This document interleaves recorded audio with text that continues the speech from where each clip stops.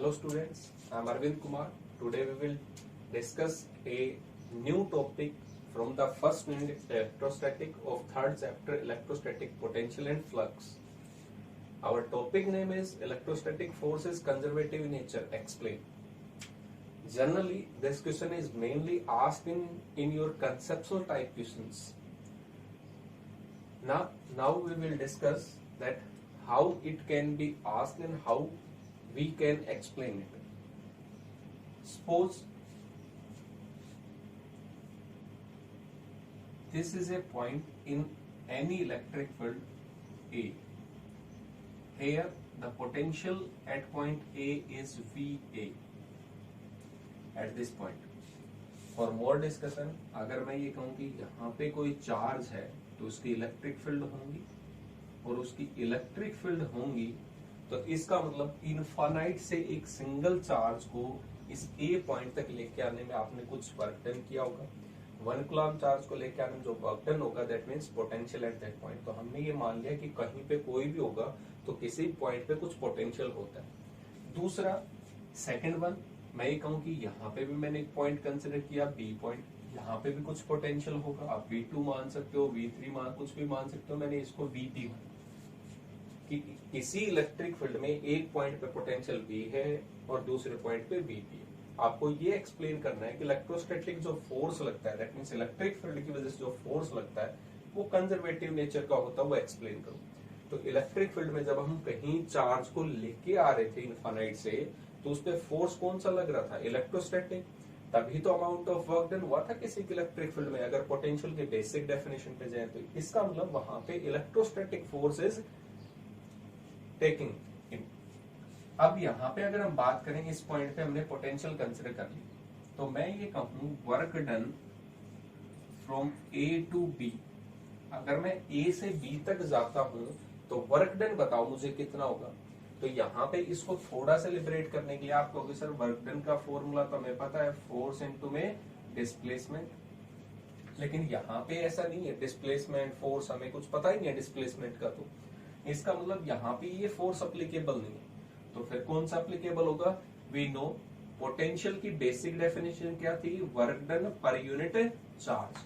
Charge कौन सा था? जो मूविंग चार्ज था। एक कूलम चार्ज V नोट हम Q नोट हम कह सकते हैं, या कोई भी चार्ज जो हम मूव करवा रहे एक पॉइंट से दूसरे पॉइंट तक। सपोज करते हैं यहाँ पे जो मैं चार्ज मूव कराऊंगा from point A to B is Q, तो यहाँ पे वर्क डन क्या होगा? Work done is equal to Q into में V। ध्यान रखेंगे टोटल वर्क डन है। इसको थोड़ा सा और डेप्थ में समझें तो पोटेंशियल क्या था? एक कूलम चार्ज को इनफाइनाइट से किसी पॉइंट पे लेके आने में अमाउंट ऑफ वर्क डन। तो एक कूलम का था, हम कितना कूलम लेके आ रहे हैं? Q मल्टीप्लाई करा देंगे तो यही तो टोटल वर्क डन होगा, यही था। लेकिन इन्फिनिटी से लेके आ रहे हैं तो जिस पॉइंट पे आप पहुंचोगे that will be the exact potential at that point. That is not potential difference. वो भी पोटेंशियल डिफरेंस है बट इनिशियल वैल्यू रेफरेंस मतलब जीरो से स्टार्ट था, इसलिए हम उसको एग्जैक्ट मान लेते हैं। अदरवाइज मैं कहूं कि एक पॉइंट से दूसरे पॉइंट तक आ रहे हैं तो यहाँ पे तो जरूरी नहीं कि जीरो होगा, क्योंकि हम इन्फिनिटी पे जीरो कहते थे, फोर्स जीरो तक। अब एक पॉइंट से दूसरे पॉइंट पे जाएंगे जहां पे जीरो नहीं होता, तो इसका मतलब वहां पे हम वर्क डन को कैसे लिख सकते हैं? चार्ज तो वही होगा लेकिन वहां पे पोटेंशियल डिफरेंस एक जीरो था, तो यहाँ पे हम क्या लिखते हैं? जहां पे जीरो नहीं होता तो चेंज इन पोटेंशियल, या क्या कह सकते हैं? Potential difference. तो ध्यान देंगे ये बहुत जनरल फॉर्मूला है। कितना मूविंग चार्ज था multiply by potential difference is equal to amount of work done. तो हम यहाँ पे वही प्रोसेस अप्लाई कर रहे हैं, हमें डिस्टेंस डिस्प्लेसमेंट का नहीं गिवन था, इसलिए हमने अमाउंट ऑफ वर्क डन को कैलकुलेट करने की सोची इन टर्म्स ऑफ पोटेंशियल।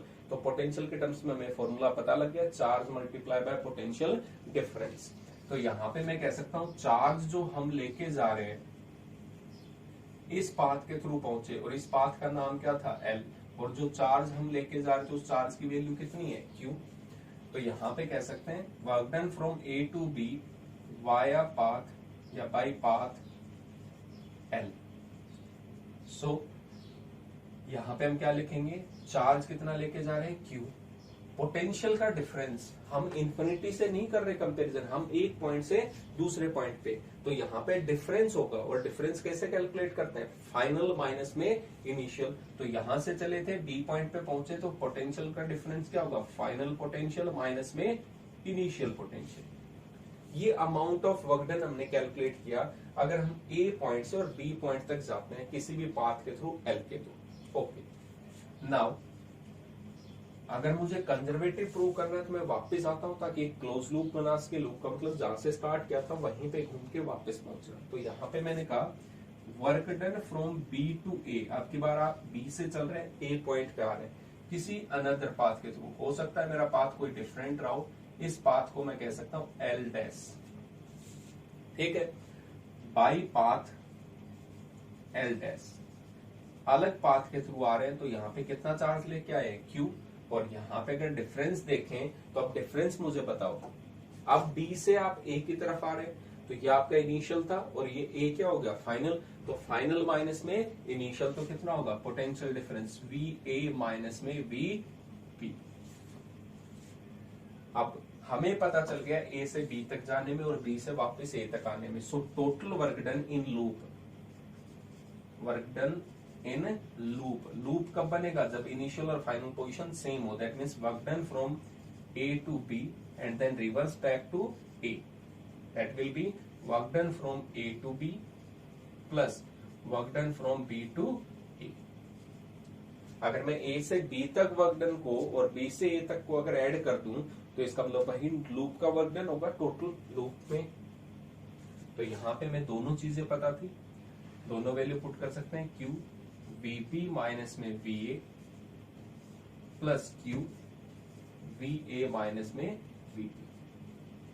अगर इसको मल्टीप्लाई करके हम देखें तो वीपी पॉजिटिव है, इधर नेगेटिव है, वीए नेगेटिव है, ये पॉजिटिव, तो आपस में क्या हो जाएंगे, कैंसिल आउट।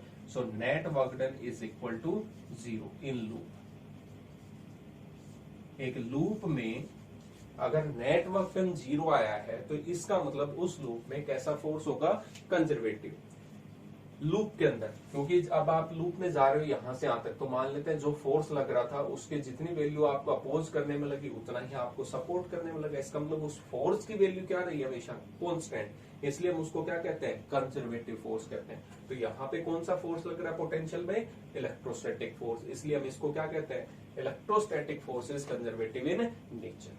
किसी भी लूप में अगर नेट वर्क डन 0 आता है दैट मीन्स उस लूप में वर्क डन, या ये कहें कि उसमें जो फोर्स अप्लाई हो रहा है वो कितना होगा, कंजर्वेटिव फोर्स होगा नेट वर्क डन 0 प्रूव करने से। तो आज का ये था, कल एक नए टॉपिक के साथ next week. Okay, thank you students.